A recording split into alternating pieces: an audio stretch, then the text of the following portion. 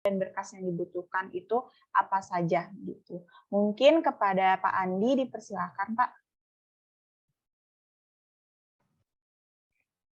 Terima kasih, Mbak Isa. Assalamualaikum warahmatullahi wabarakatuh. Suara saya terjelas, suara saya terdengar jelas? Jelas, Pak. Dengar, Pak.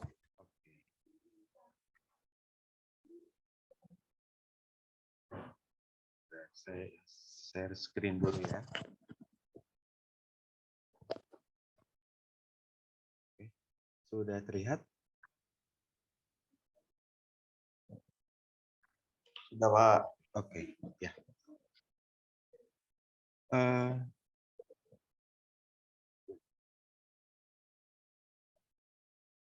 Jadi saat ini saya akan menjelaskan tentang sosialisasi MSIB Angkatan 4 di tahun 2023 ini.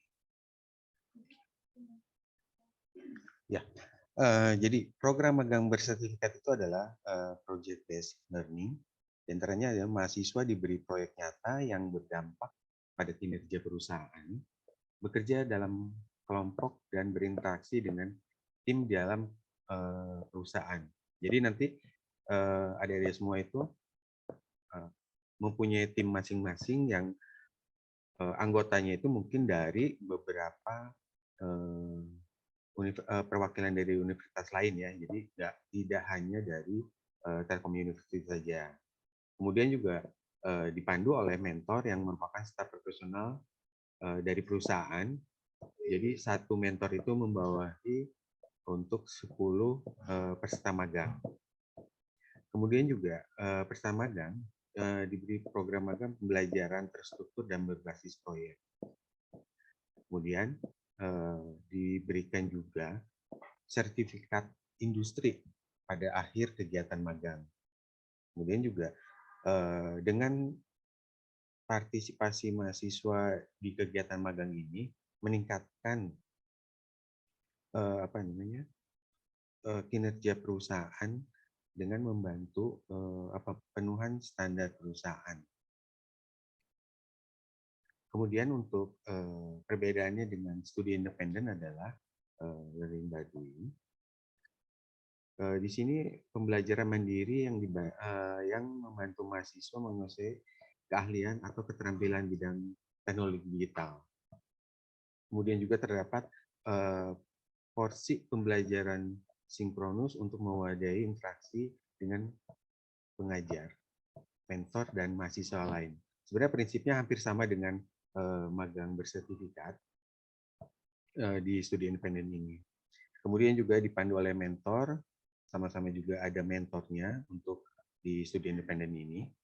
Kemudian juga program magangnya itu pembelajaran terstruktur dan berbasis proyek. Dan juga diberi sertifikat industri di akhir kegiatan magang. Nah, perbedaan di studi independen ini, perusahaan akan memberikan sertifikasi untuk setiap mahasiswanya. Jadi nanti tergantung kepada perusahaannya juga, mereka akan memberi pengajaran atau memberi ilmu sesuai dengan bidangnya di perusahaan tersebut ya. Kemudian ini adalah ketentuan semester dan SKS untuk mahasiswa mengikuti MBKM.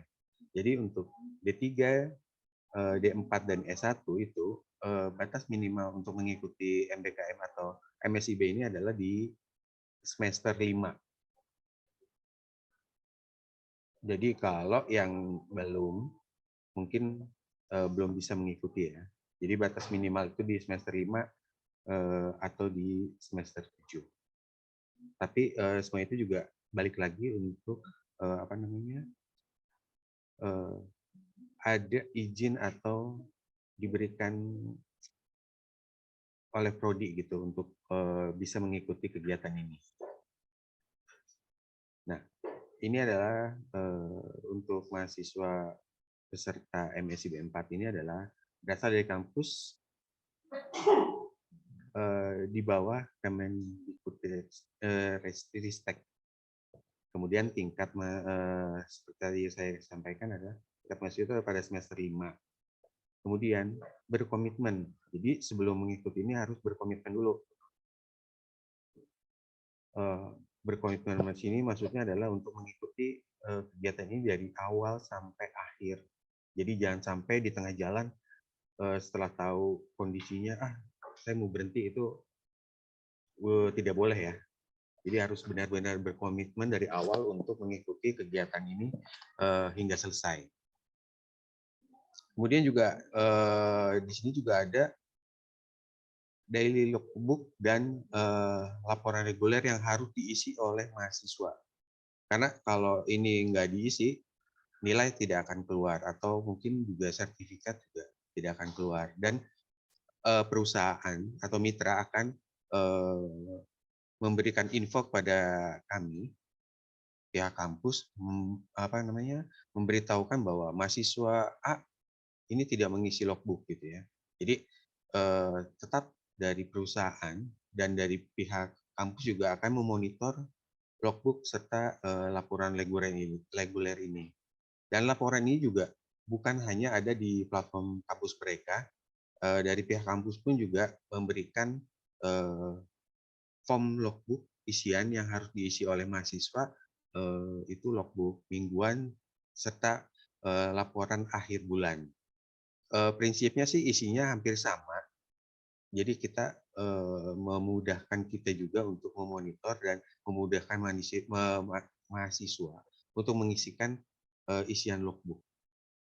Nah, setelah mahasiswa mengisi logbook, nanti ada penilaian dari mentor yang digunakan untuk mengkonversi kegiatan MSIB ini. Kemudian langkah-langkah apa saja sih yang harus dipersiapkan ya untuk mengikuti MSIB 4 ini. Jadi setiap mahasiswa itu silahkan untuk membuka websitenya kampus mereka.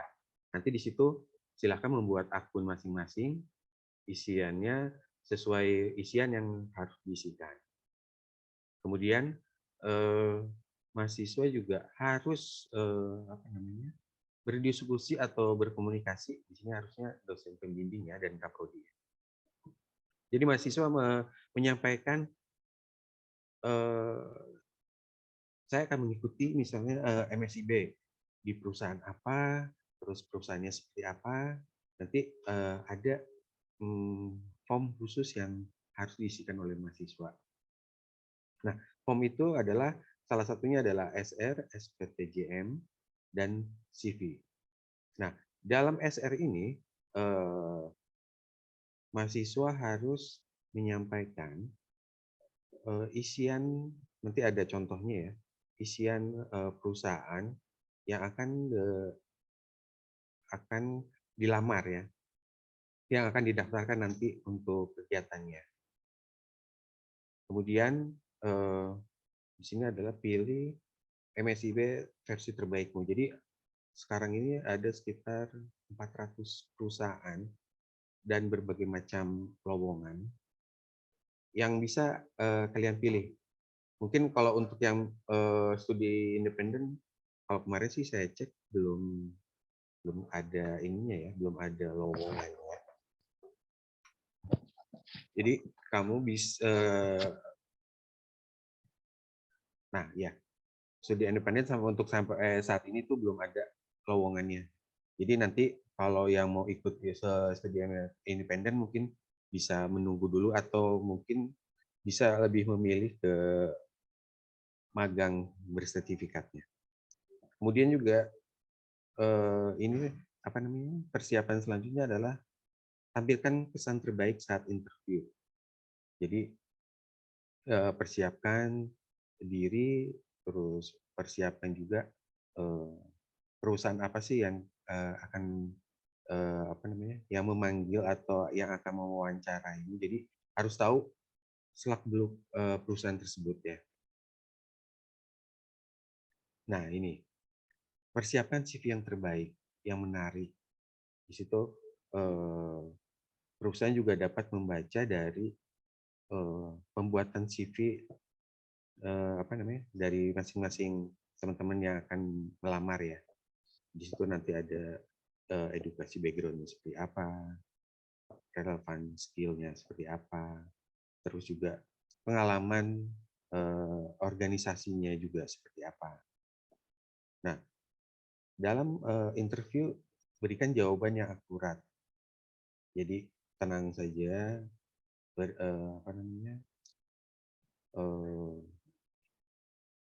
berikanlah jawaban-jawaban yang mungkin teman-teman ketahui saja ya. Oke. Kemudian ini alur pendaftaran di Telkom University seperti yang tadi saya sampaikan. Di sini adalah mendaftarkan diri di platform kampus mereka, kemudian konsultasi dengan dosen wali dan kaprodi dengan membawa list perusahaan yang akan dilamar. Nah, di SR itu nanti teman-teman cek lagi kan kalau ini kan diajukannya ke LAA ya atau LKM di masing-masing fakultas.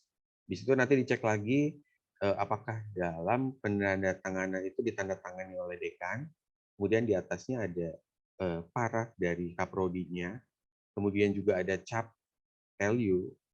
Jadi kalau misalnya itu nggak lengkap mungkin bisa dikembalikan atau meminta ke LAA atau LKM-nya untuk segera diperbaiki karena setelah semua ini selesai ada form pengajuan yang dikirimkan ke BPA. Di situ kita akan memverifikasi dan memvalidasi surat rekomendasi dan SPTJM. Jadi kita cek semuanya satu-satu ya per mahasiswa. Setelah semua persyaratan ini selesai, lengkap, silakan teman-teman memilih perusahaan di webnya kampus mereka. Nanti ada perusahaan-perusahaan apa, silakan untuk mengupload persyaratan tersebut. Kemudian setelah teman-teman mendaftarkan ke perusahaan, nanti ada seleksi juga dari tim kampus mereka, yaitu ada seleksi kebinekaan yang harus diikuti oleh seluruh mahasiswa. Kemudian juga setelah seleksi tes kebinekaan ini lolos, ada seleksi dari mitra. Nah, setelah semua ini selesai, ada verifikasi final dari pihak kampus mereka yang akan menyampaikan ke teman-teman mahasiswa apakah teman-teman ini lolos atau tidaknya. Nanti dikirimkan email. Jadi email yang didaftarkan dengan email yang nanti akan dicek itu harus sama ya. Jadi jangan jangan berbeda emailnya gitu. Jadi pas waktu pendaftaran emailnya apa, nanti pas buka ngeceknya apa gitu. Jadi harus sesuai. Kemudian inilah ketentuan dan syarat pendaftaran MSIB. Jadi dalam kegiatan ini mahasiswa harus mahasiswa aktif. Jadi mahasiswa aktif di sini artinya bukan saat pendaftaran, tetapi aktif itu dalam satu semester ke depan, tepatnya di semester genap. Jadi dari awal program sampai akhir program itu harus mahasiswa aktif dan belum akan yudisium. Jadi boleh yudisium setelah kegiatan ini selesai.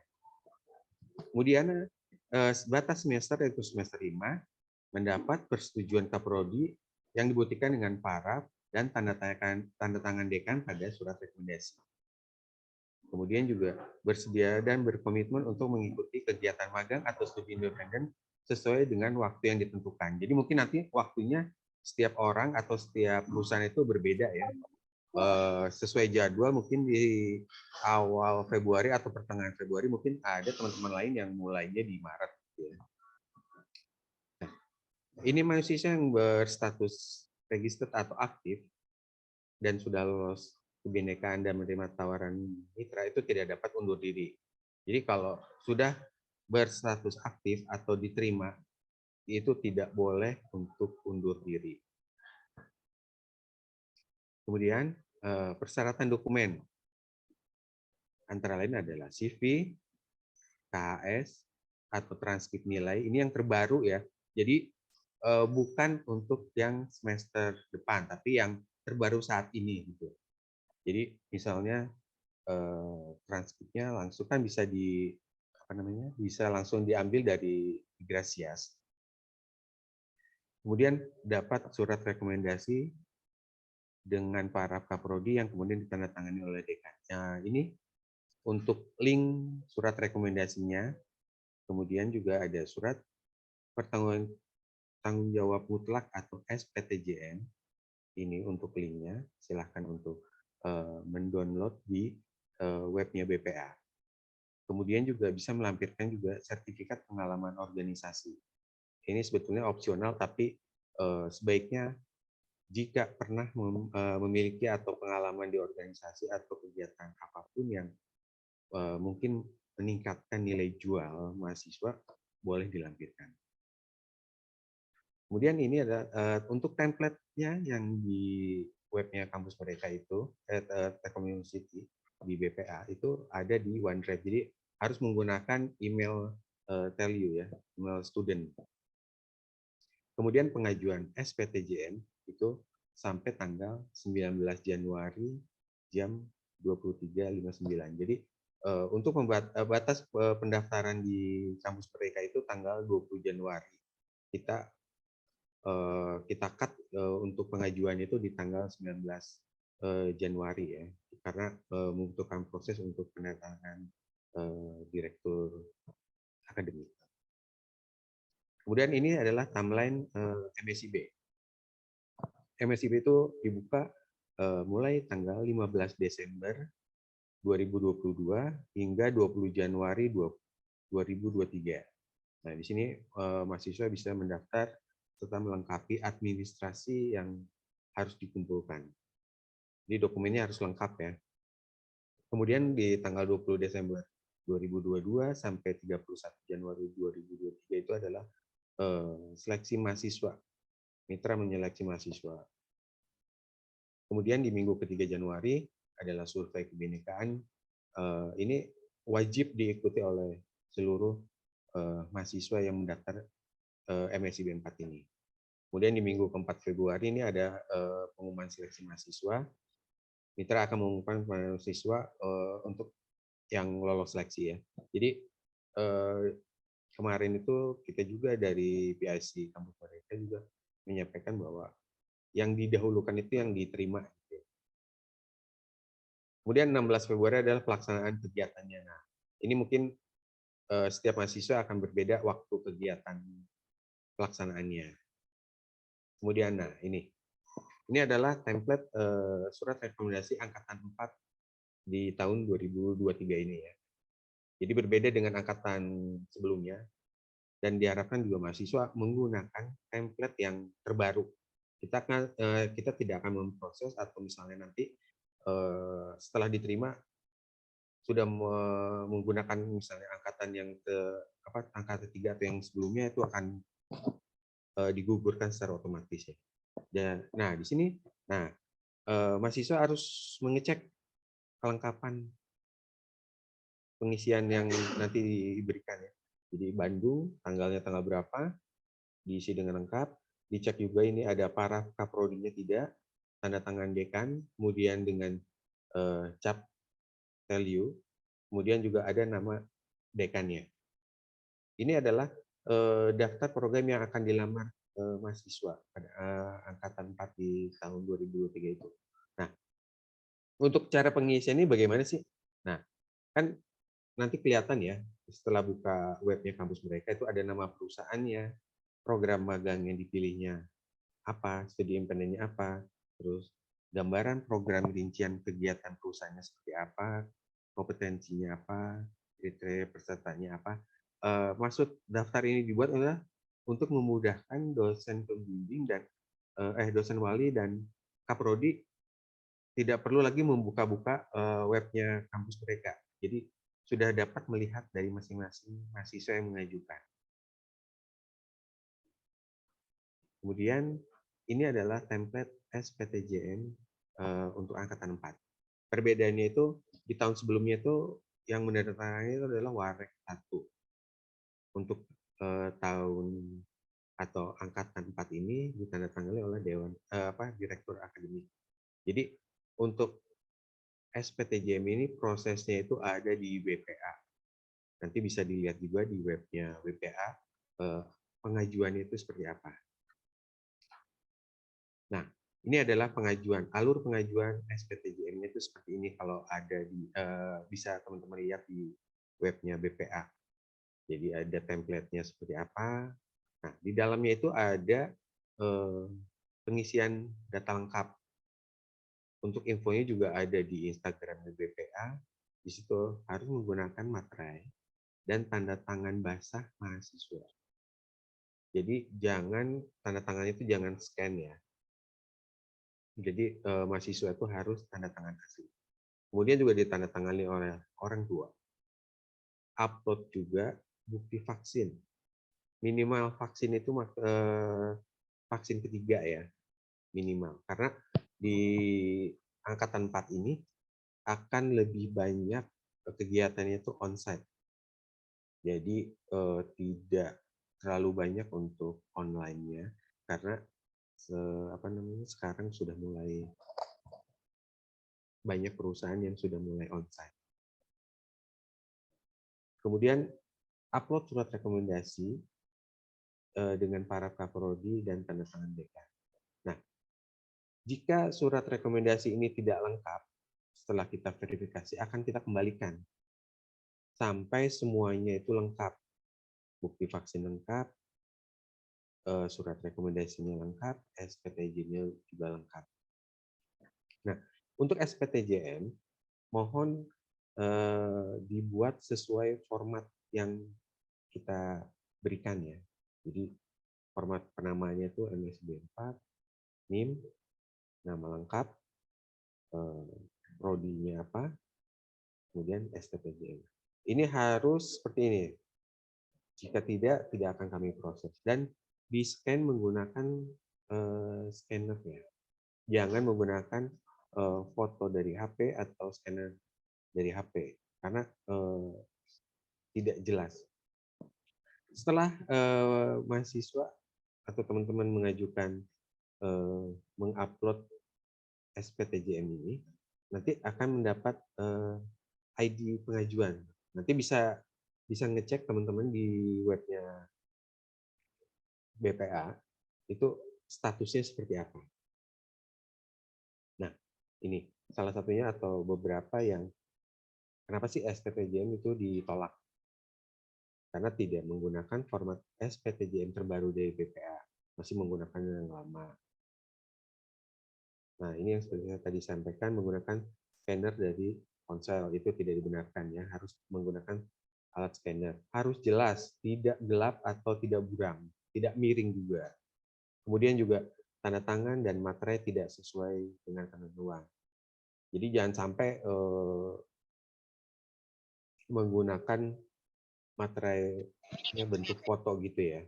Jadi harus materai asli. Format penamaan file yang tidak sesuai. Kemudian juga unggah surat rekomendasi yang tidak sesuai dengan format BPA. Jadi harus sesuai dengan format BPA. Oh ya, ini ada yang satu set terlewat. Ada nomor surat ya di atas. Jadi selain tanda tangan para kaprodi dan cap itu ada nomor surat di atasnya. Nah, ini tidak mengunggah bukti vaksin minimal 3 ya. Jadi kalau misalnya ada yang belum, karena waktunya masih banyak nih ya, sampai 19 Januari 2023 ini, masih ada waktu untuk yang misalnya vaksinnya baru vaksin kedua, untuk segera melakukan vaksin untuk yang ketiganya ya. Kemudian ada pengisian format SP yang tidak lengkap dan tidak sesuai. Jadi di situ nanti di dalam SPTJM itu ada pengisian beasiswa. Jadi pernah nggak sih atau gini, di semester depan teman-teman ini akan mendapatkan ini nggak beasiswa nggak? Kalau misalnya akan mendapatkan, silahkan diisi. Nah, ini adalah ketentuan pengajuan SPTJM. Jadi unggah formulir SPTJM itu mulai jam 8 sampai jam 13. untuk lewat dari jam 13 akan diproses di hari kerja yang sama, tapi di next-nya gitu ya. SPJ juga ada ditandatangani dan akan dikirimkan maksimal H+2. Unggah formulir SPTJM pada pukul 13 akan diproses pada hari kerja berikutnya.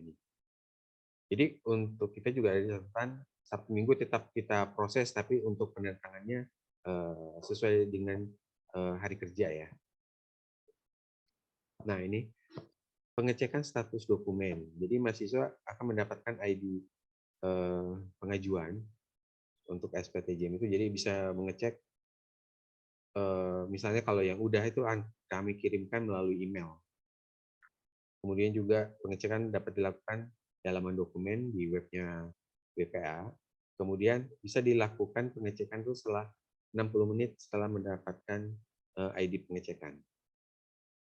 Kemudian juga ada halaman pengecekan hanya akan muncul jika login menggunakan akun SSO Community. Jadi harus menggunakan SSO Community ya. Jadi jangan menggunakan yang email pribadi atau email Gmail. Nah, ini adalah untuk pengecekan status dokumen. Jadi nanti silakan teman-teman masukkan ID antriannya, nomornya itu ke sini, nanti semua info masalah, misalnya ada masalah atau diproses itu terlihat di sini ya, di webnya BPA. Nah, ini adalah perusahaan-perusahaan yang saat ini tergabung di kampus mereka. Baru beberapa nanti akan bertambah setiap waktunya. Kemudian juga ini untuk mengakses info MSI, program MSIB 4 ini bisa cek di webnya MSIB. Kemudian juga ini adalah info program MSIB di BPA. Silahkan mengecek di webnya BPA, ini webnya BPA, kemudian juga ini adalah Instagramnya BPA. Ini adalah poster pengumumannya. Silahkan teman-teman baca dengan teliti, baca dengan seksama, jangan sampai ada yang terlewat atau salah untuk persyaratannya gitu ya. Nah ini untuk info atau pertanyaan bisa menanyakan di webnya BPA, bisa melalui Talk2. Silahkan untuk menyampaikan atau mendapatkan info apa atau yang mau ditanyakan itu bisa akan kita jawab secara online. Ya, itu aja yang bisa saya sampaikan. Untuk info-infonya itu bisa kalian akses di halaman-halaman berikut ini. Oke, itu aja yang saya bisa sampaikan. Terima kasih. Wassalamualaikum warahmatullahi wabarakatuh.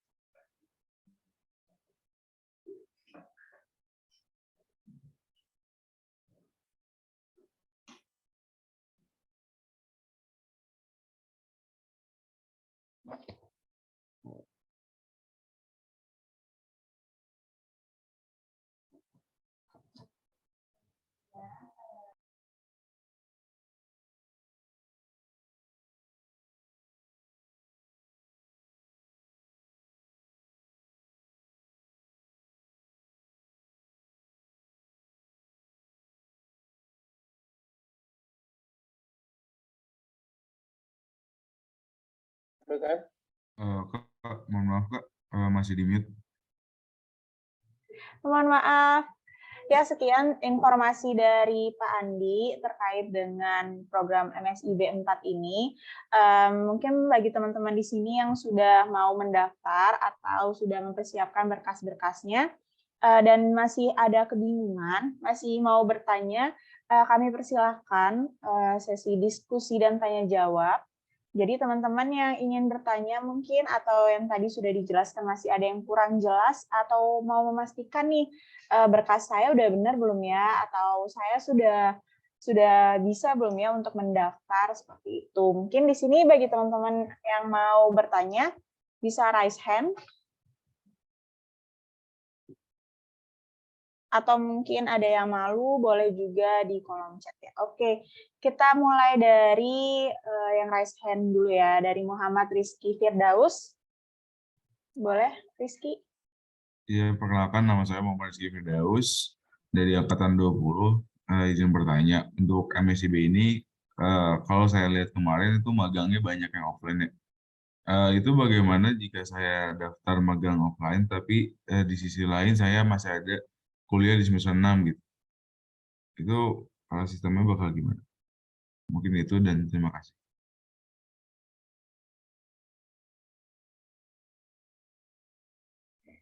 Ya.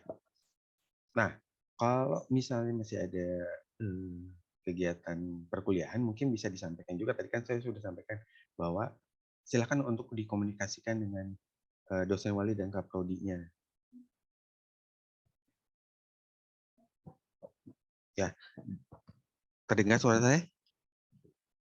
Terdengar, Pak? Ya, nah itulah gunanya kenapa setiap mahasiswa itu harus mengkomunikasikan kegiatannya itu ke dosen wali dan kaprodi. Jadi apakah diizinkan atau tidak ya untuk mengikuti kegiatan MSIB ini.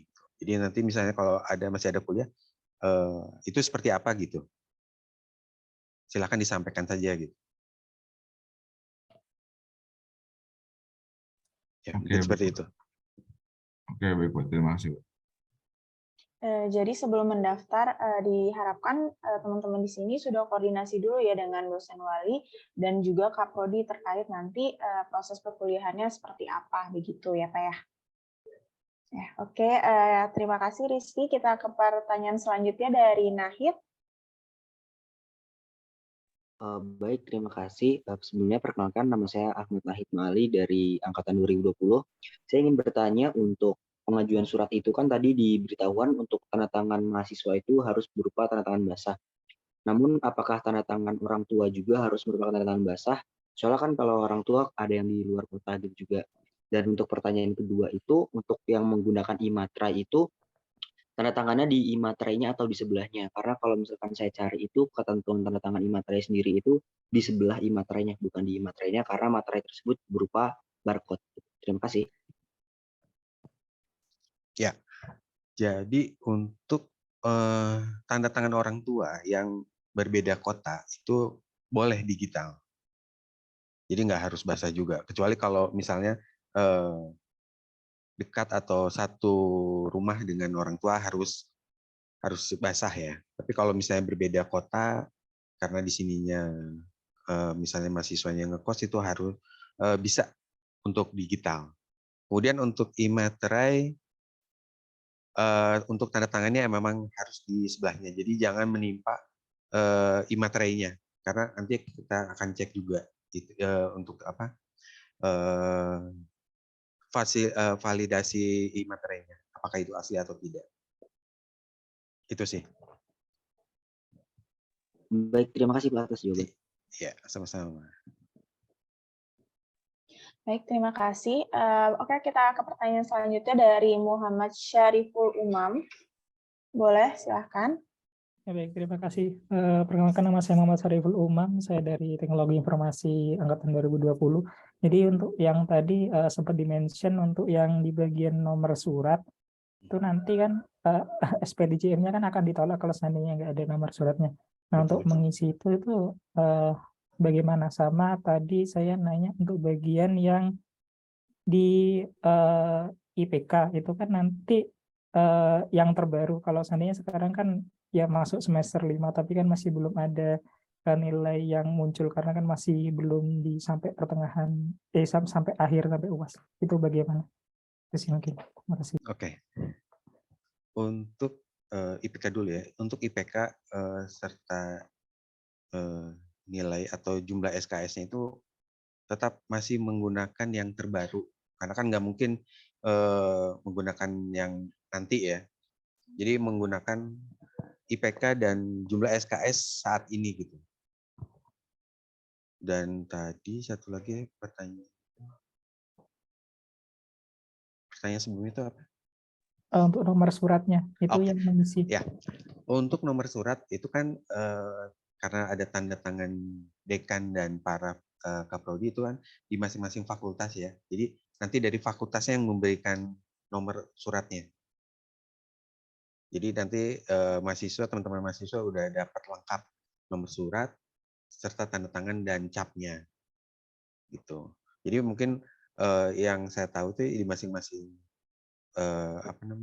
fakultas itu akan berbeda ya pengajuannya seperti apa. Tapi untuk nomor itu dikeluarkan dari fakultas. Ya, baik, terima kasih. Baik, terima kasih.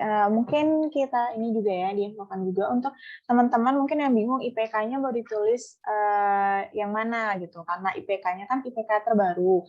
Nah, sesuai dengan di Igrasias. Jadi misalkan nih teman-teman sekarang semester 5 mau ke semester 6. Nah, tapi belum keluar kan nilainya. Jadi bisa tuh dimasukin IPK yang udah ada di Igrasias yang terbarunya saat mendaftar itu berapa gitu.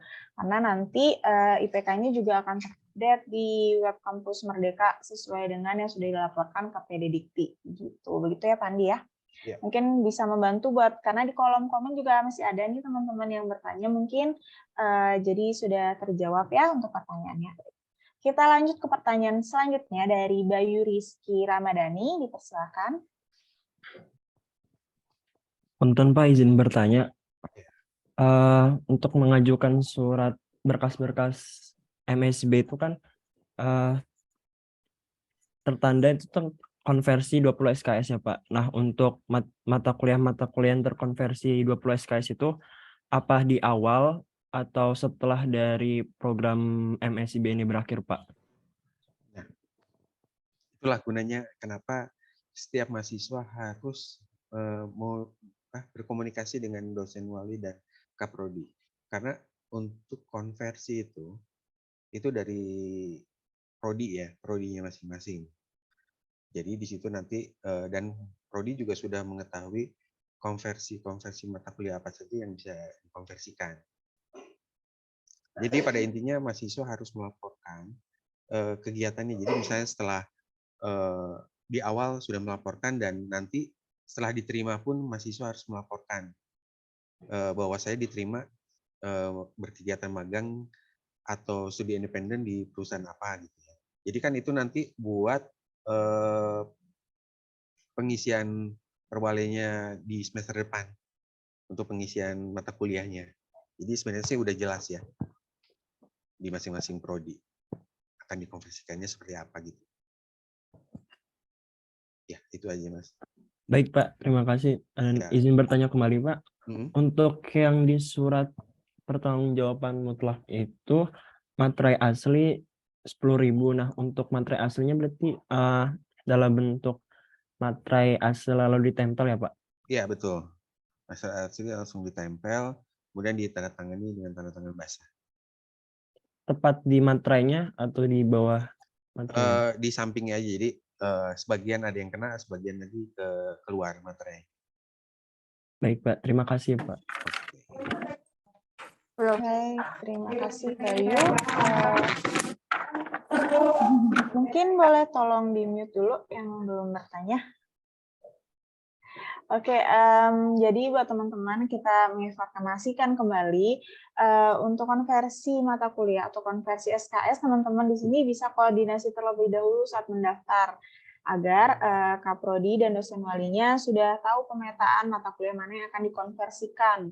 Nah, itu juga terkait dengan perusahaan mana yang akan kalian daftarkan seperti itu. Jadi teman-teman wajib banget buat koordinasi terlebih dahulu nih dengan dosen wali dan juga kaprodinya. Jangan mendaftar tanpa sepengetahuan dosen wali dan kaprodi. Apalagi kan di sini kita juga membutuhkan SPTJM ya, dan teman-teman juga harus ke kaprodi seperti itu.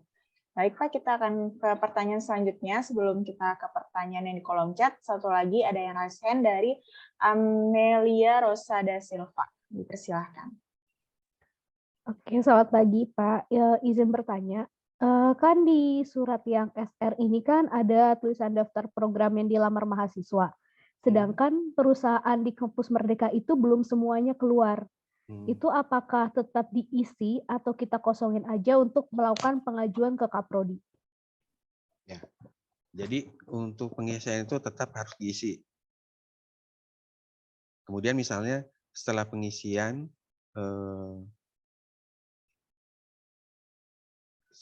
itu dikomunikasikan juga ke Kaprodi, saya mau mendaftar ke perusahaan ini misalnya. Dan misalnya nanti ada lagi baru gitu ya, ada perusahaan baru yang muncul dan diminati, mahasiswa juga harus berkomunikasi dengan Kaprodi dan dosen walinya. Jadi misalnya, Pak, ini saya ada tambahan perusahaan yang kemarin tidak sempat atau baru muncul lowongannya sekarang misalnya itu, atau mungkin nanti besok gitu. Tapi tetap harus melaporkan dan mengkomunikasikan perusahaan yang akan dilamar. Jadi tetap melapor atau berkomunikasi dengan dosen walinya atau kaprodinya ya. Walaupun Oke, Pak, walaupun nanti perusahaannya itu baru muncul gitu. Berarti isi perusahaan yang saat ini aja nggak apa-apa ya, Pak? Iya, nggak apa-apa. Oke, baik. Terima kasih, Pak. Ya. Baik, terima kasih Amelia. Jadi teman-teman di sini mungkin juga masih banyak yang bingung nih, karena masih banyak banget perusahaan yang belum ada gitu ya di list.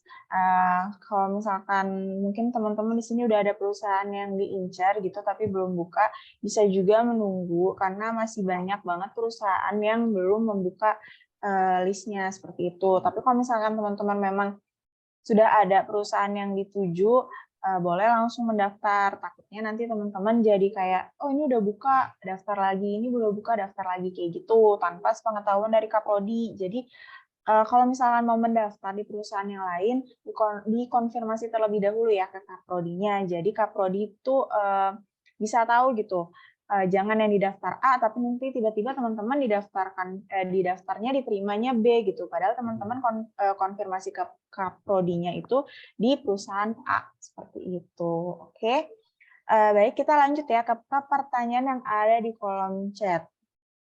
Untuk tanda tangan basah tadi sudah dijelaskan, mungkin lalu selanjutnya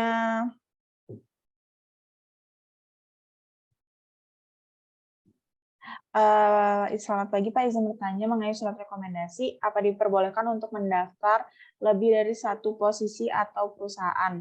Jadi untuk daftar list perusahaan yang dituju pada surat rekomendasi bagian daftar program perusahaan, apakah boleh ditulis lebih dari satu atau kami perlu mengajukan kembali surat rekomendasinya? Baik Bapak, mungkin ini pertanyaan yang cukup banyak juga ditanyakan di kolom chat ya Pak, dan juga di talk-to-nya BPA. Mungkin Bapak bisa dijawab. Terima kasih. Ya, untuk posisi atau perusahaan boleh lebih dari satu. Jadi boleh banyak gitu ya, tapi nanti setelah dipilih atau diterima itu cuma hanya satu perusahaan. Gitu.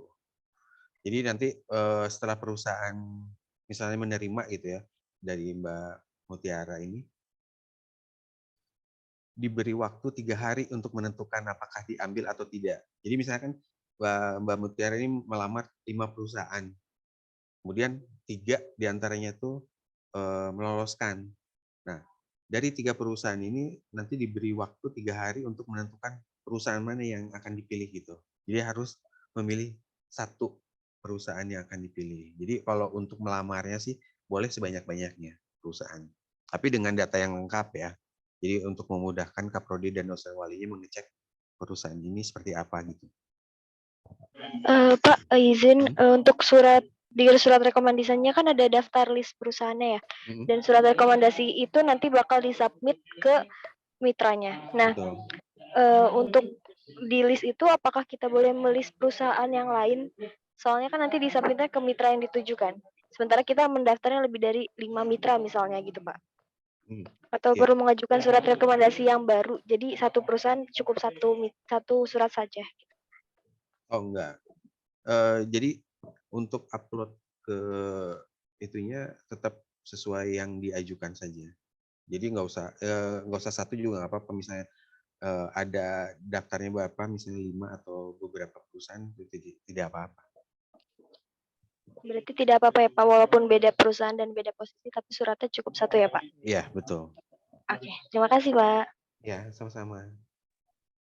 Ya, sama-sama. Jadi gitu ya teman-teman, buat yang masih nanya, boleh nggak daftarnya lebih? Boleh lebih dari satu, tapi nanti saat penerimaan, misalkan nih teman-teman daftar 5 perusahaan, dan teman-teman diterimanya di 3 perusahaan. Jadi teman-teman wajib banget hanya memilih satu. Nah, banyak banget kasus nih ya, mungkin contoh yang perusahaan A kalian sudah diterima lebih dulu, terus karena merasa yang A sudah diterima, jadi cepet-cepetan aja gitu karena takut yang lainnya nggak diterima, itu nggak masalah. Tapi misalkan nih tiba-tiba yang A kalian sudah menerima, lalu tiba-tiba nanti ada pengumuman, mungkin ada yang terlambat memberikan pengumuman 1 hari setelahnya perusahaan B kalian diterima, terus kayak kami mau pindah dari perusahaan A ke B karena lebih tertariknya di B. Nah, itu sangat tidak disarankan, Pak Andi ya? Iya. Karena harus menerima hanya satu dan tidak boleh diganti perusahaannya yang mana yang sudah diterima. Gitu, betul Pak Andi? Iya, betul.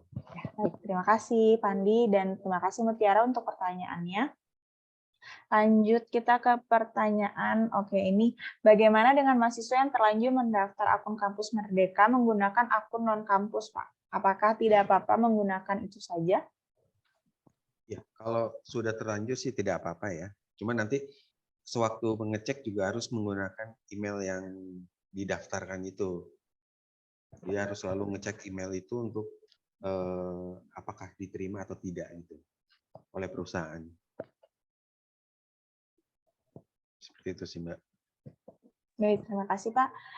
Selanjutnya Pak, untuk surat rekomendasi yang disubmit di web Kampus Merdeka itu yang ada halaman 2-nya atau hanya halaman 1 saja Pak? Cukup halaman 1 saja. Karena untuk halaman 2 itu untuk kepentingan dosen wali dan kaprodi.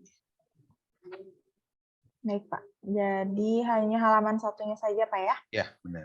Baik, oke selanjutnya kita ke pertanyaan, ada pada saat mendaftar akun di Kampus Merdeka, terdapat profil yang harus dilengkapi termasuk rekening bank. Apakah wajib untuk mendaftarkan rekening bank yang tertera di sana? Ya, itu wajib. Jadi sebaiknya setiap mahasiswa mempunyai nomor rekening yang sesuai dengan formatnya kampus mereka. Biasanya itu kalau nggak salah BRI atau BSI.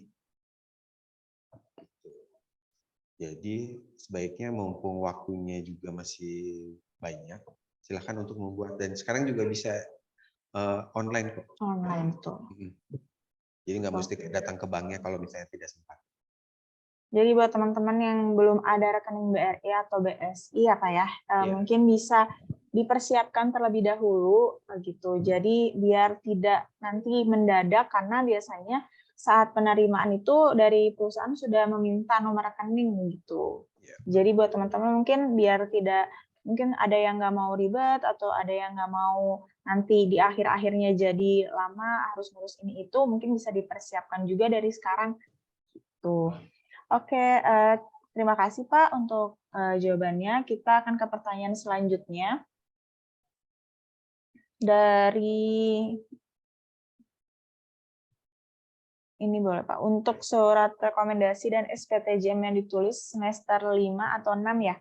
Soalnya semester 5 belum selesai, tapi di sisi lain sampai penutupan MSIB sudah masuk semester 6. Seperti itu Pak. Lalu untuk nilai KHS-nya dimasukkan yang mana?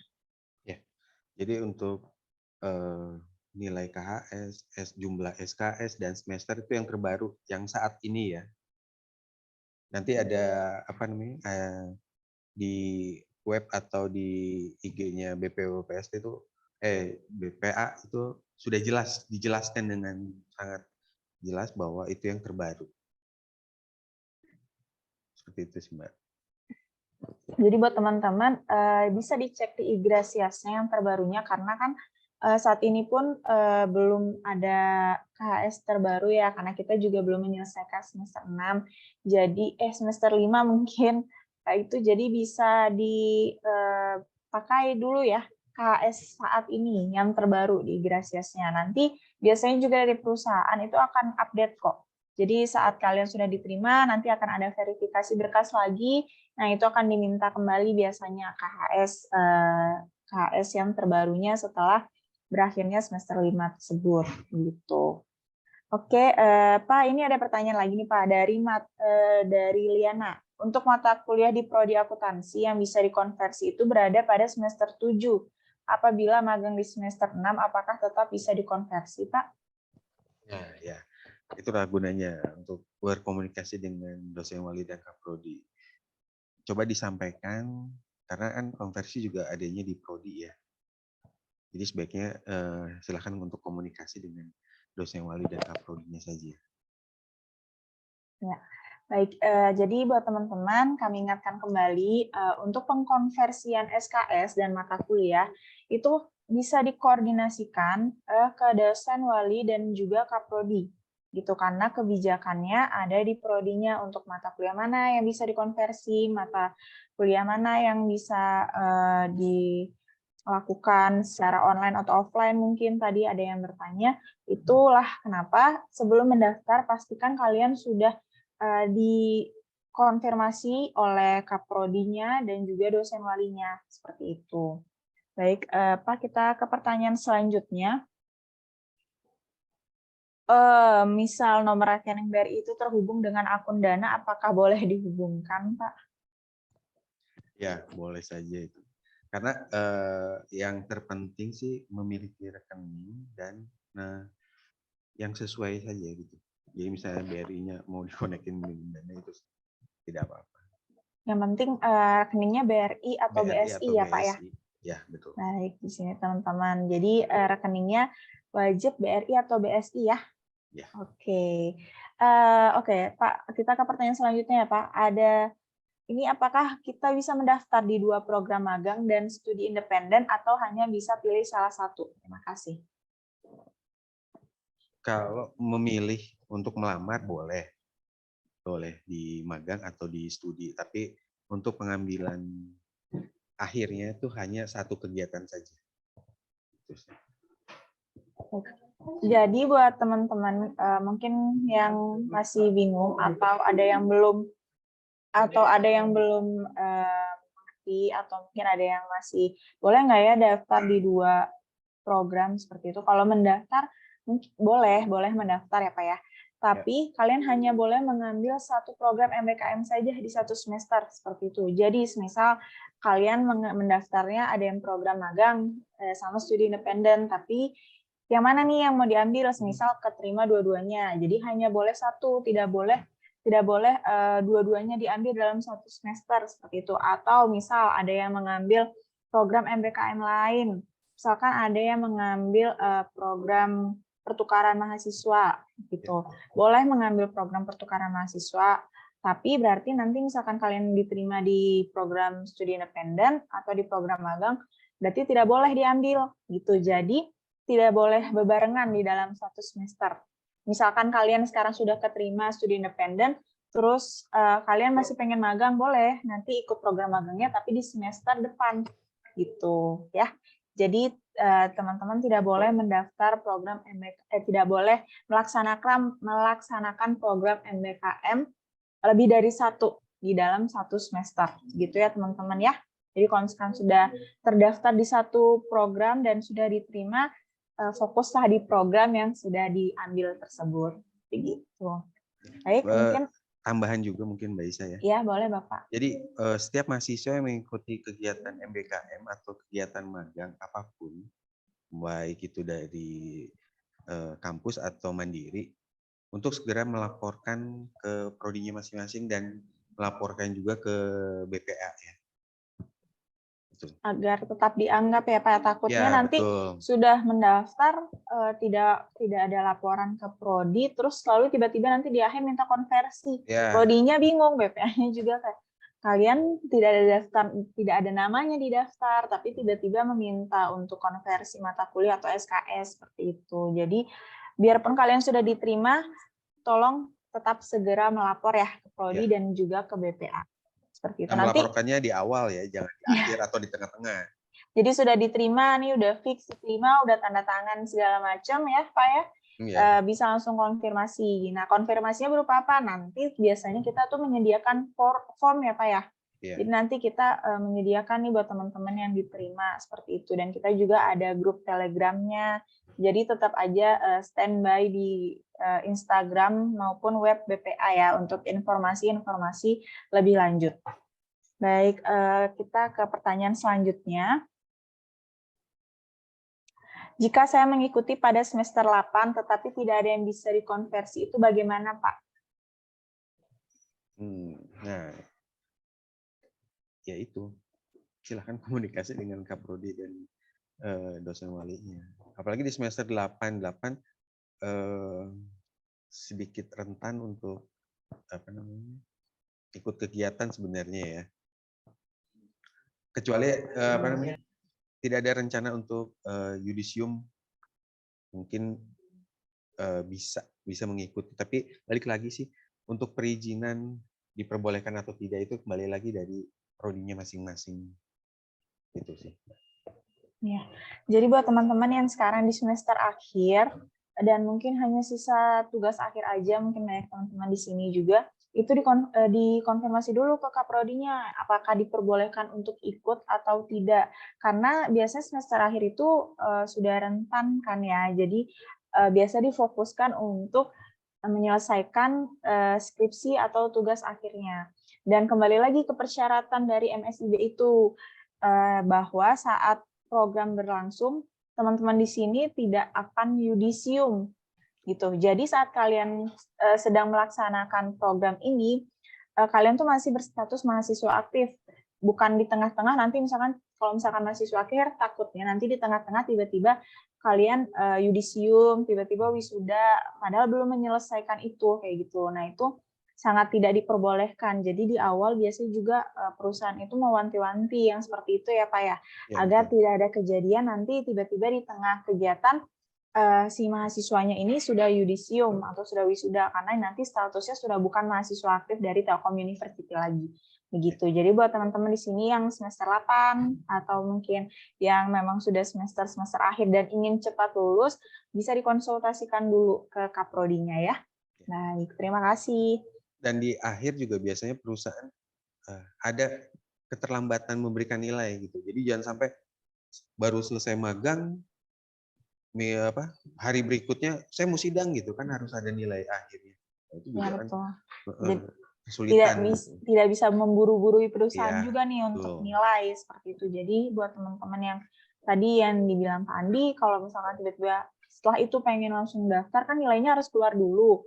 Nah, takutnya nanti dari perusahaannya nggak bisa selesai H+1 kegiatan sudah keluar nilainya itu tidak bisa seperti itu. Jadi jangan terlalu dipaksakan seperti itu ya teman-teman. Jadi nanti tetap dikonfirmasi kembali, dikoordinasikan lagi dengan dosen wali dan Kaprodi begitu.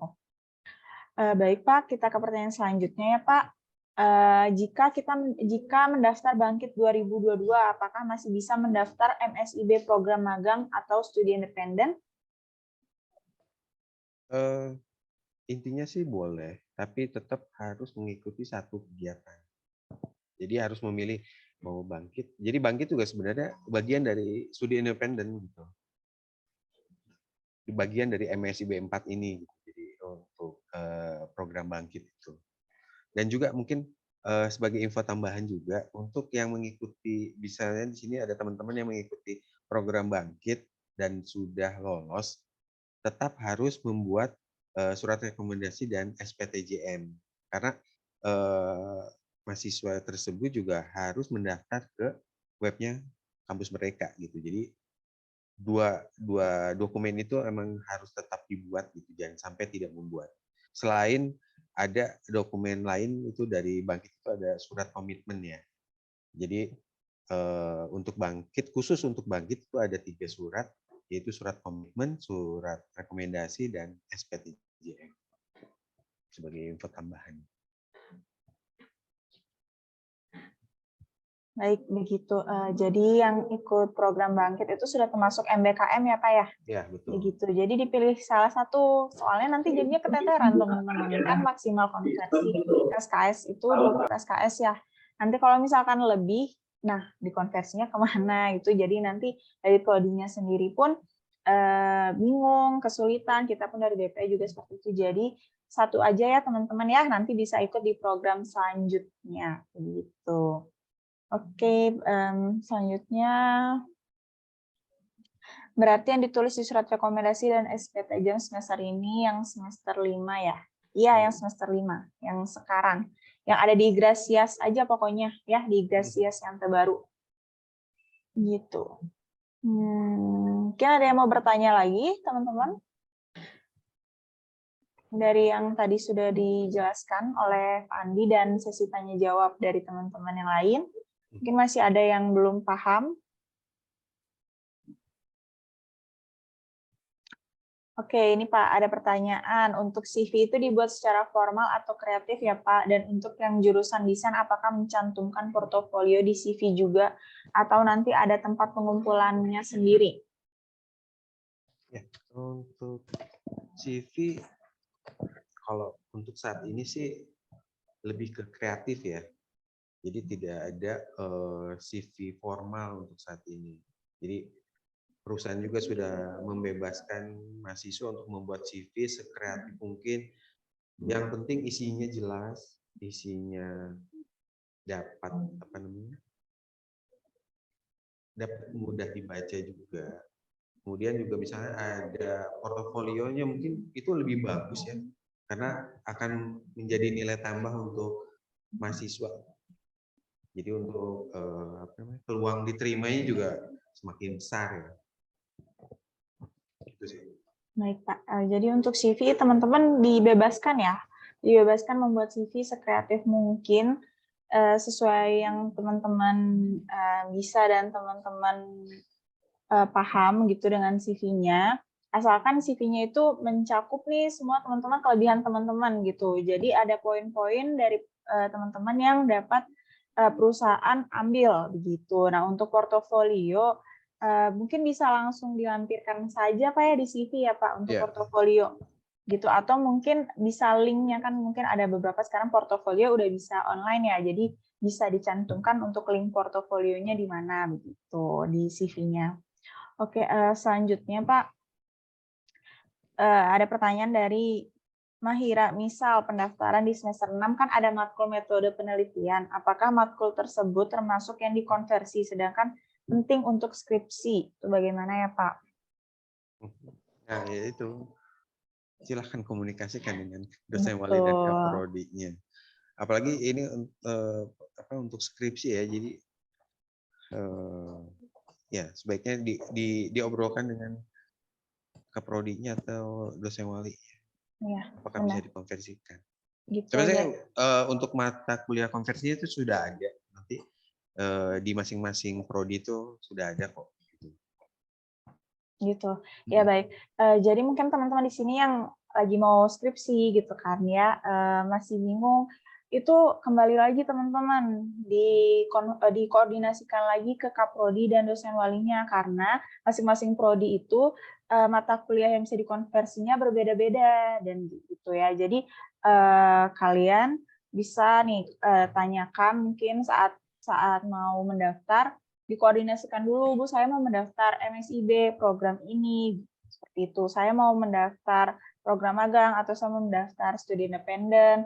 Kira-kira nanti kalau saya diterima, mata kuliah yang bisa dikonversikan itu apa aja, seperti itu. Karena itu kebijakannya ada di prodi, begitu ya. Kebijakannya ada di prodi. Jadi buat teman-teman yang masih bertanya tentang konversi mata kuliah maupun di konversinya ke berapa SKS seperti itu dikembalikan lagi ke prodi. Jadi teman-teman wajib banget sebelum mendaftar sudah dikoordinasikan ke kaprodinya terlebih dahulu begitu. Sudah cukup jelas mungkin ya untuk perkonversian SKS ini. Kita lanjut Pak. Ini ada Sinta ya Mbak Sinta. Oh ya, ada yang raise hand. Boleh Sinta Jipni Ayu Nugraha.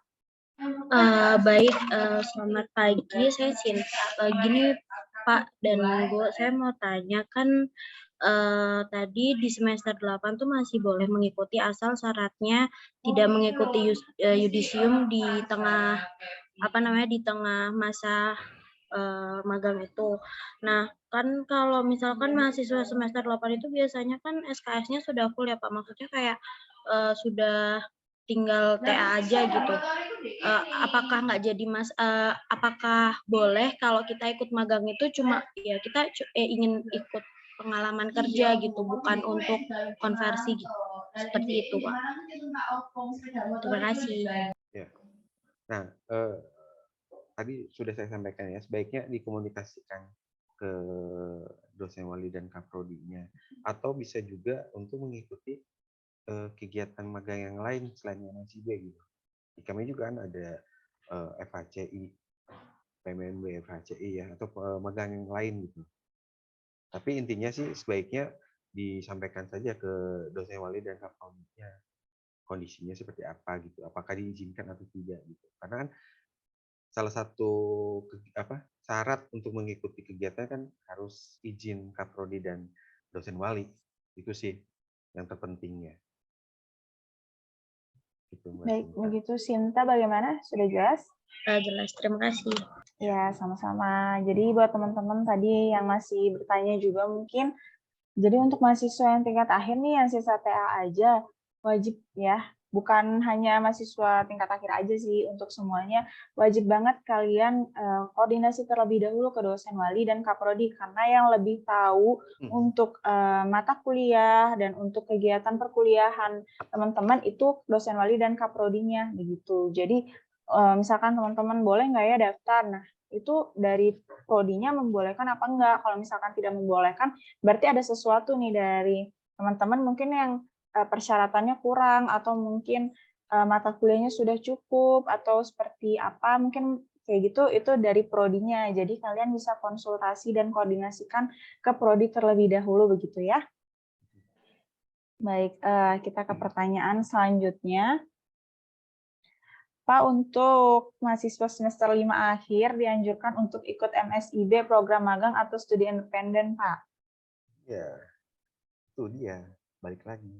Silahkan disampaikan ke dosen wali dan kaprodinya untuk mengikuti. Sebaiknya, makanya ada list perusahaan atau list daftar kegiatan itu gunanya untuk itu. Jadi, yang cocok untuk masing-masing mahasiswa itu apa sih, atau perusahaan apa sih, baiknya saya ikut magang atau studi independen. Kecuali misalnya gini, untuk semester yang semester 6 gitu, yang sekarang di semester depannya semester berarti semester 6 ya, yang udah pernah mengikuti misalnya di sebelumnya itu di MSB atau angkatan 3, kemudian mau ikut MSIB angkatan 4 ini, yang sebelumnya mungkin magang, sebaiknya untuk yang keduanya itu bisa di studi independen, atau mungkin kebalikannya, yang sebelumnya ikut studi independen, next kegiatan sebaiknya ikutan kegiatan magangnya gitu. Jadi tahu perbedaan kegiatan masing-masing gitu. Itu sih, Mbak. Baik, Pak. Jadi teman-teman yang mau misalkan daftar sekarang, mungkin lebih ke passion-nya di mana gitu, Pak ya. Dan perusahaan yang membuka kan banyak nih perusahaan yang membuka. Yang mana nih kira-kira yang kalian memang tertarik banget untuk magang atau studi independen di perusahaan tersebut gitu. Nah, misalkan masih penasaran, misalkan semester ini ikut magang, masih penasaran sama studi independen, boleh, tapi nanti di semester selanjutnya, jangan bebarengan, oke?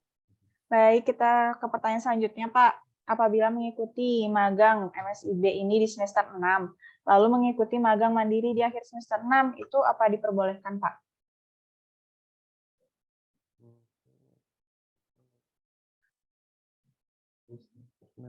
Kan harus satu kegiatan yang boleh.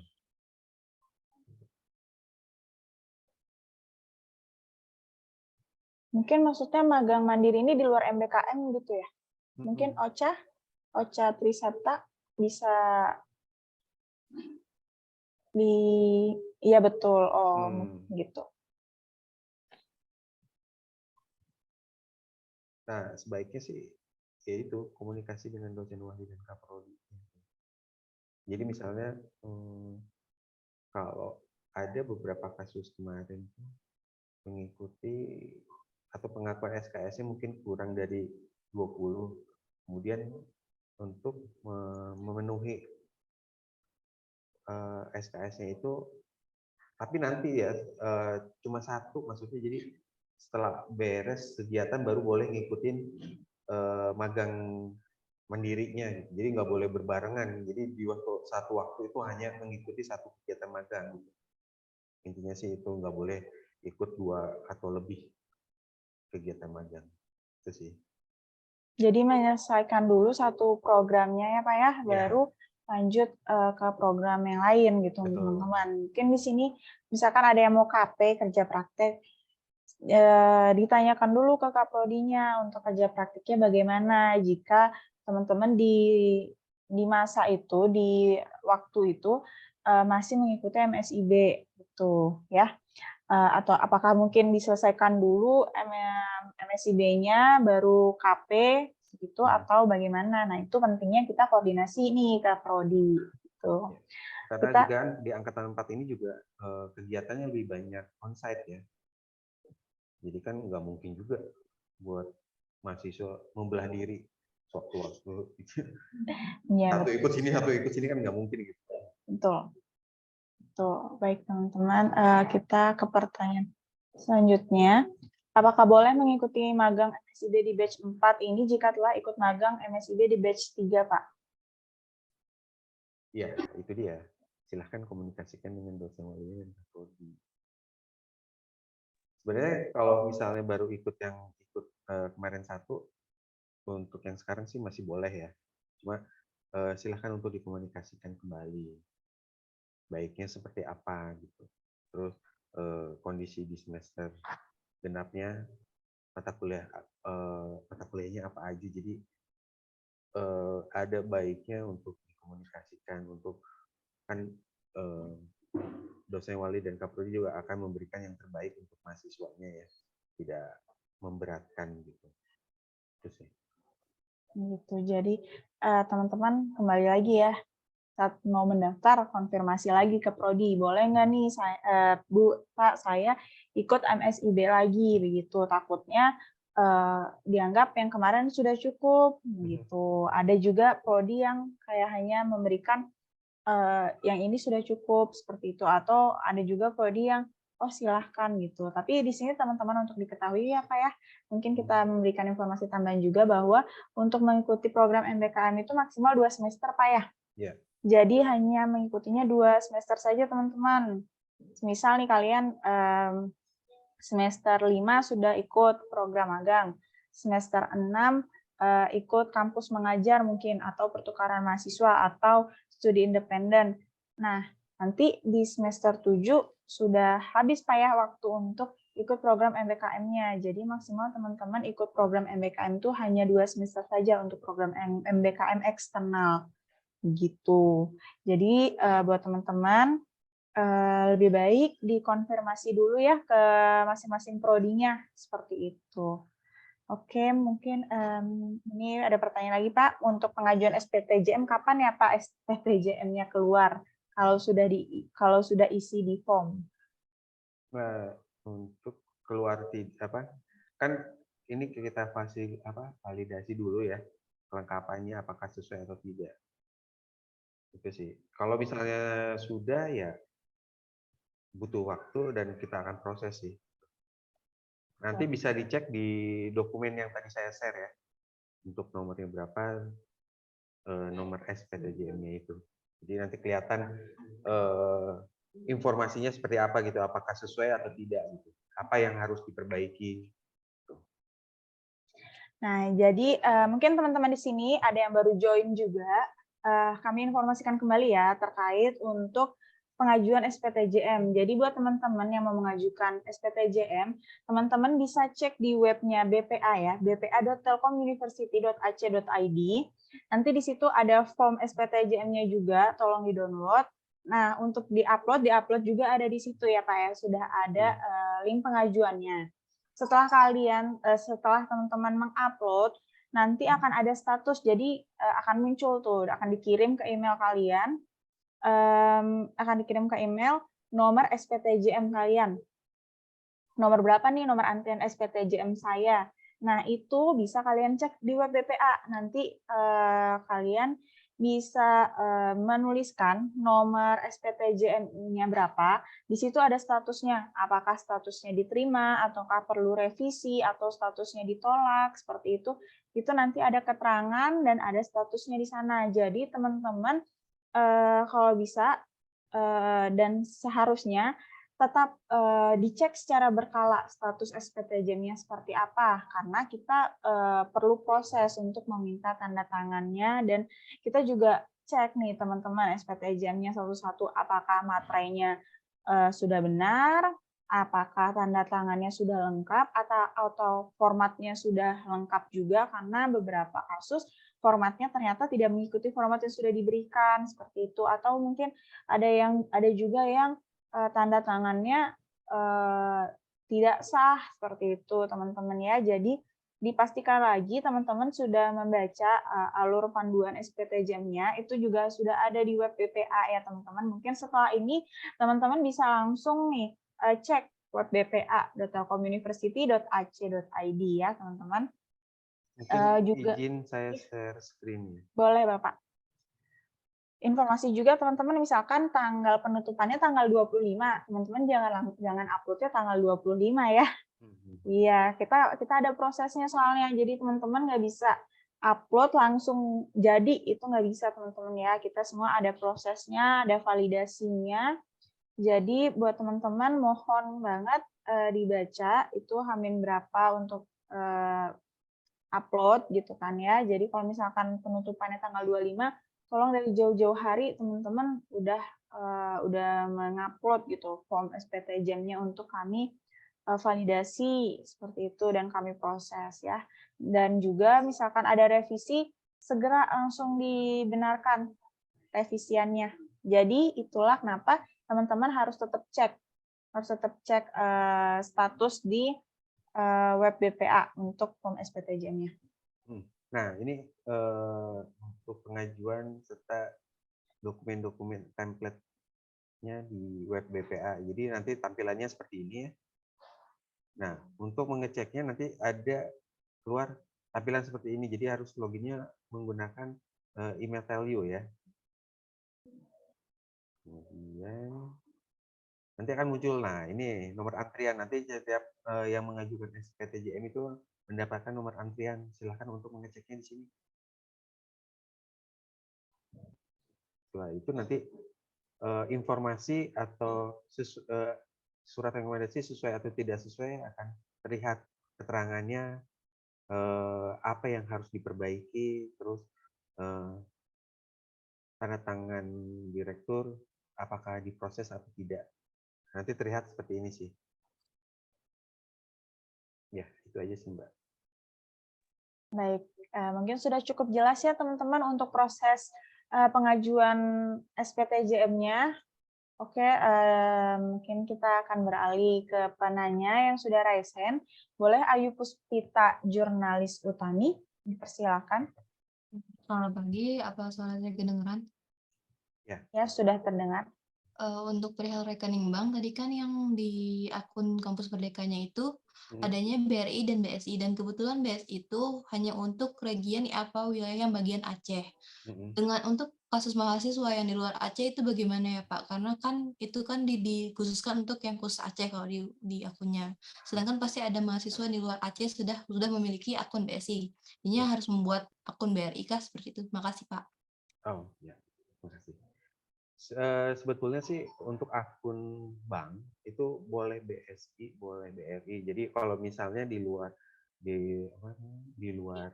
Aceh sudah mempunyai rekening BSI juga tidak apa-apa, itu yang dilampirkan. Karena untuk PIC koordinator pun seperti itu. Jadi boleh menggunakan BRI atau BSI. Itu sih. Cuma kan mungkin saya nggak tahu juga ya, karena saya juga tidak tinggal di Aceh. Apakah di Aceh cuma hanya ada BSI saja, BRI tidak ada, makanya dibuat seperti itu gitu, diwajibkan BSI saja untuk wilayah Aceh. Tapi kalau untuk wilayah lain boleh BRI, boleh BSI gitu sih. Jadi salah satu saja gitu, tidak perlu keduanya. Semoga bisa menjawab Mbak Ayu. Baik. Ayu, apa sudah jelas? Berarti tidak apa-apa karena posisi saya sendiri itu sudah memiliki rekening BSI sedangkan wilayah saya di luar Aceh gitu Pak. Iya, Berarti betul. tidak apa. Ya. Ya Pak, makasih banyak. Iya, Ya, sama-sama. sama-sama. Oke, kita lanjut ke pertanyaan selanjutnya ya Pak. Kalau magangnya kita mengambil di luar kota Bandung, apakah mendapatkan biaya transportasi atau ditanggung sendiri ya Pak? Ya. Untuk kegiatan magang yang di luar kota Bandung, atau misalnya nanti dari perusahaan meminta teman-teman untuk berkegiatan di luar ya, di luar kota Bandung, nanti itu ada biaya transportnya dari kampus mereka. Makanya itu dibuatkan, mahasiswa diminta dibuatkan rekening banknya itu salah satunya itu gitu.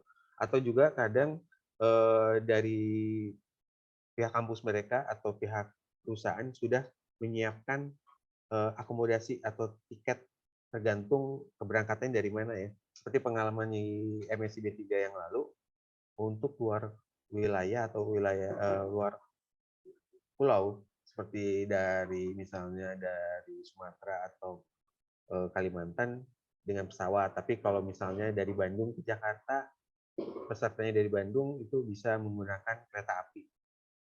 Jadi tergantung dari wilayah mana yang akan ditempatkan gitu. Tapi intinya sih mendapatkan biaya transport. Gitu. Baik, terima kasih Pak. Mas Mungkin Jordi, ya, mungkin sudah cukup jelas ya teman-teman. Jadi kalau misalkan teman-teman ternyata ditempatkannya di luar kota Bandung, nanti akan mendapat biaya transportasi ya Pak untuk ke kota yang dituju begitu ya Pak ya. Nah, kalau untuk nanti misalkan ditempatin di kota Jakarta, nah nanti di kota Jakartanya gimana nih Pak? Nah itu nanti ada dari perusahaan ya Pak ya. Biasanya ada entah itu uang saku kah atau entah ada biaya transportasi sendiri, itu nanti dari perusahaan teman-teman. Seperti itu. Terus juga nanti dikasih jadwal range waktu gitu ya. Misalnya dalam dari tanggal berapa sampai tanggal berapa akan pergi ke tempat perusahaannya, mitranya gitu ya. Nanti akan dibelikan oleh perusahaan itu tiket di rentan tanggal itu. Jangan sampai membeli tiket karena takut nggak keburu atau misalnya belum ada kabar juga. Jangan sampai untuk membeli tiket sendiri karena nanti tiket yang sudah diberikan harus diganti gitu. Jadi harus mengganti sendiri. Jadi kan biayanya jadi double gitu. Jadi sebaiknya menunggu dari perusahaan atau pihak kampus mereka yang menyediakan transport. Jadi harap bersabar ya teman-teman ya, tunggu informasi selanjutnya dari perusahaannya, jangan langsung memesan gitu, atau misalkan sudah dapat informasi, karena biasanya itu memang ada rentan range waktu teman-teman nanti akan didata begitu. Nah untuk tanggal keberangkatannya juga biasanya sudah dari kampus Merdeka Pak ya. Ya, sudah dari kampus Merdeka untuk tanggal keberangkatannya kapan gitu. Jadi teman-teman di sini jangan khawatir ya, jangan buru-buru banget nih. Jadi teman-teman tetap tenang, tetap sabar untuk menunggu informasi selanjutnya dari pihak kampus Merdeka dan juga perusahaannya begitu. Oke, selanjutnya apakah mahasiswa sedang menempuh semester 7 saat ini masih bisa mengikuti MSIB? Ini tadi mungkin sudah pertanyaan yang sering banget ditanyakan Pak ya tadi. Jadi teman-teman untuk semester 7 masih bisa untuk mengikuti MSIB asal teman-teman di sini konfirmasi dulu ya, koordinasi ke dosen wali dan juga Kapolri-nya. Apalagi teman-teman yang mau memasuki semester akhir gitu. Karena syaratnya minimal semester 5 betul Pak ya? Ya. Untuk pendaftaran, jadi minimal semester 5. Jadi kalau misalkan teman-teman semester 7, semester 8, boleh, tapi kalian harus koordinasi dulu ke dosen wali dan juga Kaprodi, gitu ya. Mungkin cukup jelas mungkin untuk masalah semester ya, teman-teman. Kita ke pertanyaan selanjutnya, teman-teman. Pak, di surat rekomendasi kan ada nomor ya, Pak. Itu diisi nomor apa ya, Pak? Di surat rekomendasi itu nanti nomor surat ya. Nomor surat tuh. Dari fakultas, Pak ya? Betul, dari fakultas. Ya, seperti itu. Untuk nomor surat rekomendasi itu nanti teman-teman dapatnya dari fakultas, teman-teman. Jadi nanti biasanya kan di fakultas masing-masing atau di prodi masing-masing mungkin ada tata cara tuh untuk meminta surat rekomendasi. Nah, bisa dari tim tersebut yang akan memberikan nomor suratnya gitu, bukan nomor surat dari teman-teman masukin sendiri gitu, bukan ya. Jadi dikosongkan saja, dikoordinasikan dulu nanti ke tim prodi atau fakultasnya, seperti itu. Juga sebagai validasi dari BPA juga ke fakultas, apakah betul fakultas mengeluarkan nomor atau memberikan surat rekomendasi kepada mahasiswa. Baik, kami mau mengingatkan kembali nih teman-teman ya, mungkin masih ada yang baru join atau tadi mungkin kurang menyimak. Pertama untuk semester minimal semester 5 ya teman-teman. Jadi kalau misalkan sekarang teman-teman semester 7, semester 6, semester 8 itu boleh, asalkan teman-teman harus wajib nih hukumnya untuk konfirmasi dan koordinasi terlebih dahulu ke dosen wali dan juga kaprodi. Oke, untuk yang kedua, untuk pengkonversian SKS atau mata kuliah, teman-teman di sini yang mau mendaftar dan masih bingung mata kuliah ini bisa dikonversi tidak, atau nanti akan dikonversi berapa SKS, mata kuliah mana saja yang akan dikonversi, itu teman-teman bisa langsung tanyakan ke dosen wali dan juga kaprodi. Itu nanti kalian saat mendaftar, kalian harus koordinasi dan konfirmasi terlebih dahulu ke dosen wali dan juga kaprodi mengenai konversi mata kuliah.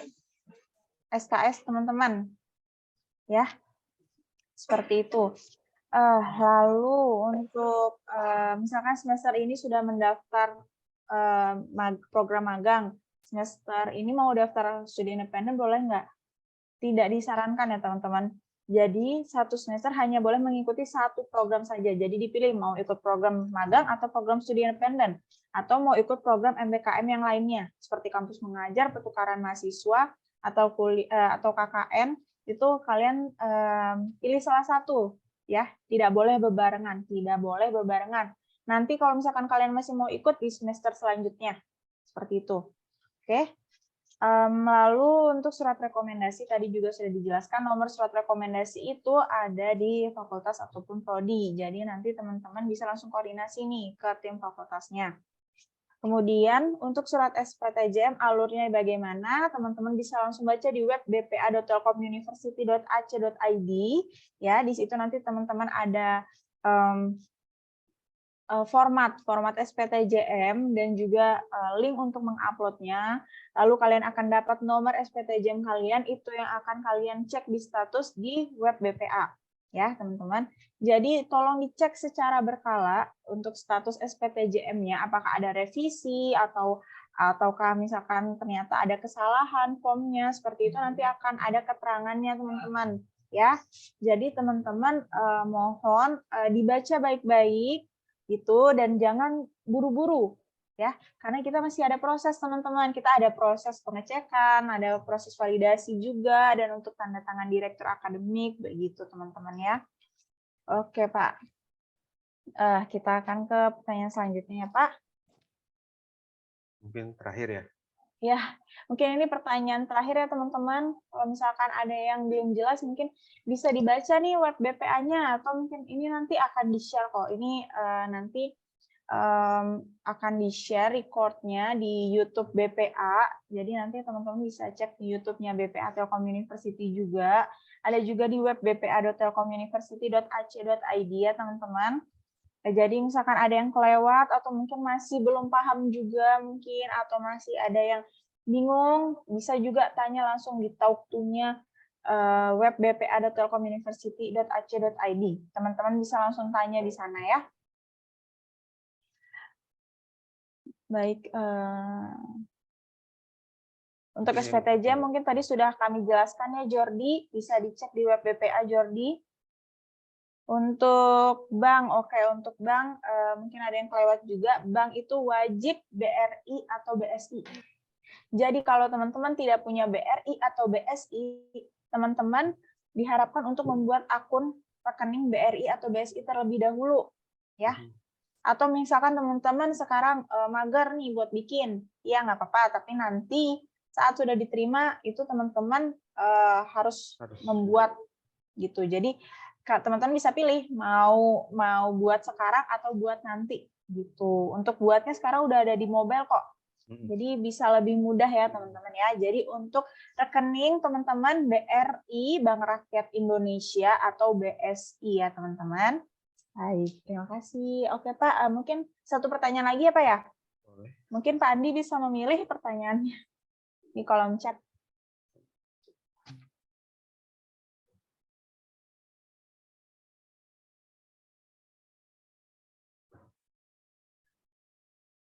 Mungkin sudah semuanya sudah terjawab ya? Ya, mungkin pertanyaan sudah dijawab ya Pak ya. Mungkin kalau untuk tempat tinggal yang akan dibiayai itu biasanya hanya transportasi saja Pak ya. Untuk tempat tinggal itu teman-teman mungkin bisa dari uang saku teman-teman. Bisa biasanya seperti itu. Biasanya uang sakunya itu sudah mencakup tempat tinggal teman-teman seperti itu. Jadi hanya biaya transportasi dan itu pun transportasi dari kota asal ke kota tujuan ya teman-teman ya. Untuk transportasi di dalam kotanya, kebutuhan kalian itu biasanya ditanggung sendiri atau ada perusahaan yang beberapa memberikan transportasi, uang transportasinya beda dengan uang saku. Seperti itu. Mungkin ada lagi Pak Andi yang ingin disampaikan Pak Andi? Ya, jadi mungkin pesan saya sih prinsipnya jangan terpaku kepada uang saku, tapi dengan ilmu apa yang kita akan dapat nanti. Karena itu akan jauh lebih besar nilainya daripada jumlah uang saku. Apalagi untuk studi independen, setahu saya itu tidak mendapatkan uang saku, tapi mendapatkan sertifikasi yang harganya jauh lebih mahal atau lebih berharga daripada uang saku.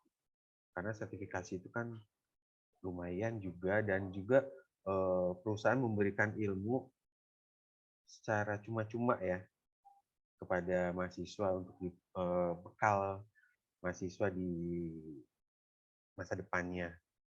Jadi mohon untuk semua kegiatan MBKM, semua kegiatan magang, jangan melihat berapa besar atau kecilnya uang saku yang diterima, tapi ilmu yang akan didapat teman-teman dengan kegiatan MBKM dan magang.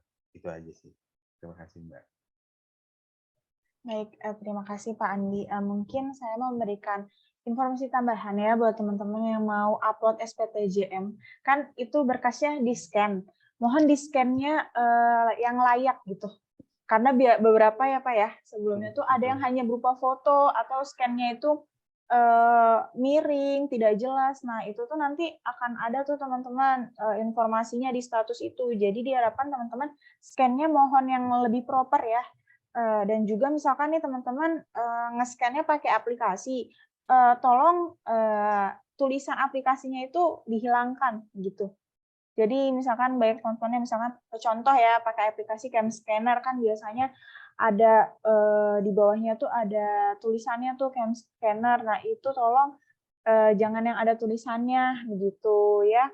Dicari aplikasi yang lain atau mungkin ada temennya yang punya printer scan mungkin bisa minta tolong. Jadi harapannya agar tidak lama, takutnya nanti teman-teman merasa kok lama ya SPTJM saya, tapi ternyata teman-teman tidak cek statusnya. Kalau ternyata SPTJM-nya itu kurang jelas atau mungkin SPTJM-nya itu ada yang kurang, ada yang keliru, tanda tangan atau apa juga gitu ya. Materai juga mohon teman-teman materainya yang asli ya, jangan materai palsu, itu sangat berbahaya apalagi kalau misalkan nanti ternyata teman-teman ketahuan itu ada konsekuensinya seperti itu. Jadi kita bermain aman ya semua teman-teman, tolong mengikuti alur yang sudah dipersiapkan seperti itu, jangan melakukan tindakan curang, takutnya itu merugikan teman-teman sendiri begitu. Baik, mungkin sekian informasi dari Pak Andi sudah ya Pak ya? Satu lagi. Oh boleh Bapak.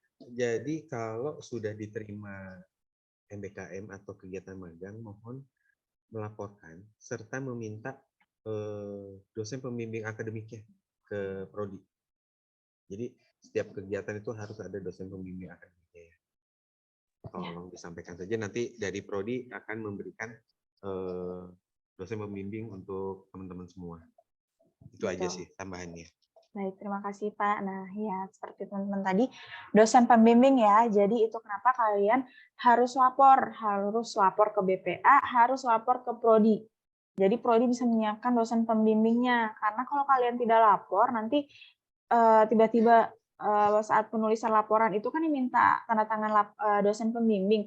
Nanti kalian bingung, kalau dosen pembimbing saya siapa? Saya tidak dikasih. Ternyata karena kalian belum mendaftarkan diri kalian bahwa kalian itu diterima menjadi mahasiswa di program magang maupun program studi independen seperti itu. Jadi tolong teman-teman di sini konfirmasi ke BPA dan juga ke Prodi ya agar tercatat sebagai mahasiswa yang mengikuti program MBKM. Seperti itu. Baik, mungkin karena waktunya juga sudah habis. Terima kasih buat teman-teman yang sudah hadir. Terima kasih juga kepada Pak Andi yang telah memberikan presentasinya tadi terkait sosialisasi MSIB, dan mungkin juga beberapa Bapak Ibu dari Prodi yang sudah hadir. Terima kasih atas waktunya telah hadir di acara sosialisasi MSIB Angkatan 4 yang dilaksanakan oleh unit bagian pengembangan akademik BPA. Buat teman-teman di sini yang masih ingin bertanya mungkin karena tadi belum dibacakan pertanyaannya atau masih ada kebingungan lagi, bisa langsung ke web bpa.telkomuniversity.ac.id. Kalian bisa tanya di Talk2 atau bisa juga baca di menu-menu yang BPA ada di web BPA tersebut ya. Mungkin untuk alur SPTJM seperti apa dan untuk program MBKM yang lainnya seperti apa, itu kalian bisa langsung cek di web bpa.telkomuniversity.ac.id begitu. Dan mungkin informasi juga teman-teman bahwa SPTJM diupload langsung di sana ya teman-teman. Jadi bukan datang ke ruangan gitu. Takutnya nanti teman-teman di sini sudah capek-capek datang ke ruangan BPA, tapi ternyata SPTJM itu diuploadnya di web seperti itu. Dan bagi teman-teman yang berhalangan hadir ya, mungkin di sini yang sudah hadir bisa dibantu informasikan ya, mungkin ada pengurus Prodi, pengurus Hima, atau mungkin ada juga teman-teman pengurus UKM, bisa diinformasikan ke teman-teman lainnya seperti itu. Gitu. Mungkin sudah cukup jelas ya acara sosialisasi MSIB Angkatan 4 ini kepada teman-teman mahasiswa yang akan mendaftar atau mungkin sudah siap untuk mendaftar. Semoga lancar dan untuk administrasinya mohon diikuti sesuai petunjuk yang tadi sudah kami berikan begitu. Baik, terima kasih. Mungkin cukup sekian acara sosialisasi MSIB Angkatan 4. Kurang lebihnya mohon maaf. Wassalamualaikum warahmatullahi wabarakatuh. Selamat siang. Waalaikumsalam. Terima kasih Bapak dan Ibu. Iya, terima kasih. Terima kasih Mbak Isya. Terima kasih Bapak. Terima kasih.